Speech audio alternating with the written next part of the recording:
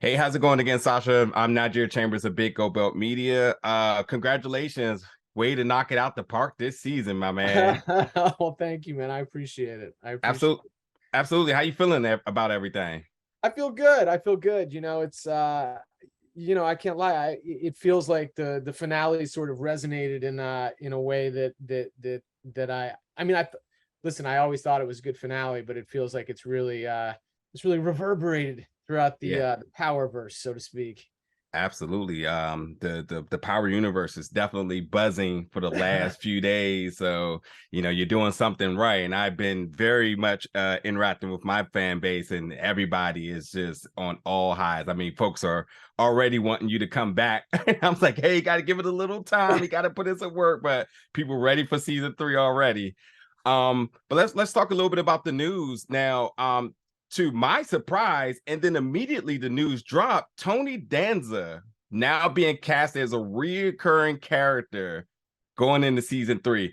To me, this felt as big as Tommy Flanagan for Force. I was like, oh my God, this is a move right here. So obviously we know he's attached to the New York Italian mob. And his fish tank store. What else might you be able to say about this casting and this character going forward? I mean, obviously, we're incredibly lucky to have him doing this. I mean, he's a legend, and he's sort of spectacular, and it's just amazing to be able to have him on board. Look, he's sort of the Dawn of Dawns as it relates to this particular world that we've created.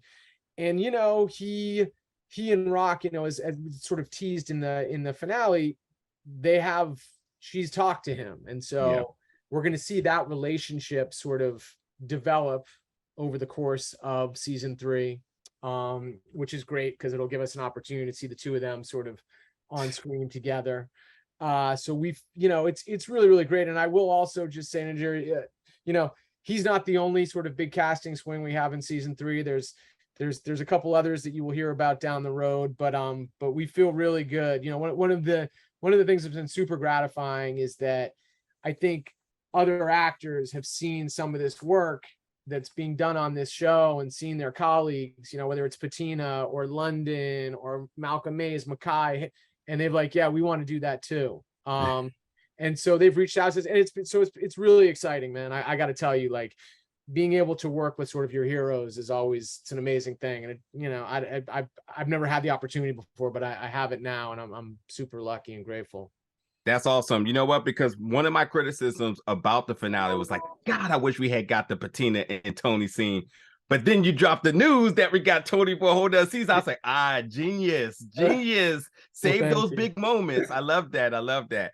Also, it sounds like you just confirmed that Dwayne The Rock Johnson is going to be in this from him in London's time. Exactly. Fresh off Black Adam, we've got him. He's running a crew in South Jamaica now. Exactly. uh, one of my fans asked about where did I think season 3 was going to pick up, and based on what happened at the end of season 1 going into season 2, I said, I don't think it's going to pick up immediately at that scene out front of the house, which is got to be a monumental scene if we were to get that. But I thought we might move a little bit forward from beyond that, since that's kind of what happened from season 1 to season 2. Is there anything you could say about where we might pick up going into season 3? Well, how far forward did you think we would move? Just out of curiosity. Just a little bit forward. I thought you have the Thomas's siblings in the house, kind of like regrouping, talking about what happened. And then I think we get another really strong scene from Tony, obviously to the disappointment of the mess Sal made. Right. And then obviously now wanting to come and be a little bit more focal about what's happening in the landscape of New York now. So that's where I thought we was going to go a little bit forward. I mean, I think the way I would answer that question without giving too much away is that I think the way the season ends is it sort of poses some really big and fundamental questions.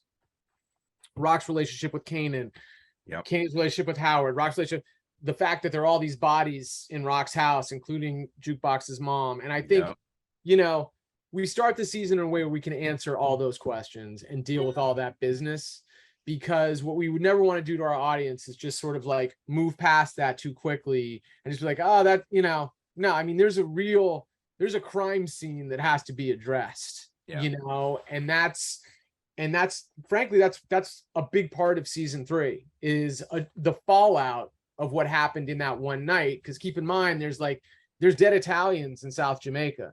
Like Yeah. that's not business as usual. So Yeah. that means something. And so, a big part of season 3 is grappling with the magnitude of what the fuck happened at the end of season 2.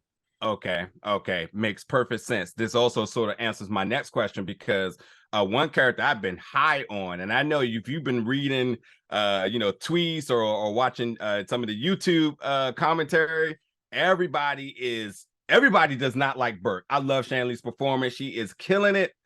So I started to wonder, like, but what happens with Burke going into next season? So does this dilemma that's now happening in New York now, does this sort of shifts her focus away from Howard a little bit, or does this actually put more pressure on where might we see Burke go into season 3?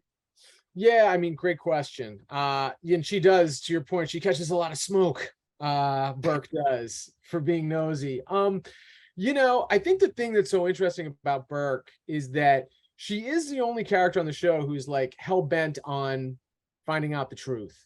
And of course that puts her in the crosshairs time and time again. And the thing is like the strings that she's tugging on, if she pulls too hard, the whole thing will unravel, right? Because she can get Kanan at the scene of the crime, which connects him to Howard, which connects Howard to Rock, it's all that stuff. And so she is a real sort of existential threat, which, puts her in a very, very precarious and dangerous place. Mm-hmm. And I think, in season 3, we see sort of, what that means for her. All right. How coincidental she is. She just shows up at the most randomest time. Imagine if she rides by and see Unique with the 3 of them. That's what I'm saying. What I'm saying. But Sasha, I wish we had more time to talk, but obviously I gotta let you get back to work because we're all on the road now for season 3. Cannot wait for that to drop, more news for it to come, those announcements of who may be involved. And also I just want to say also too, definitely I as a person who covers this show from the YouTube community, we're showing you a lot of love, man. Make sure you check us out, man.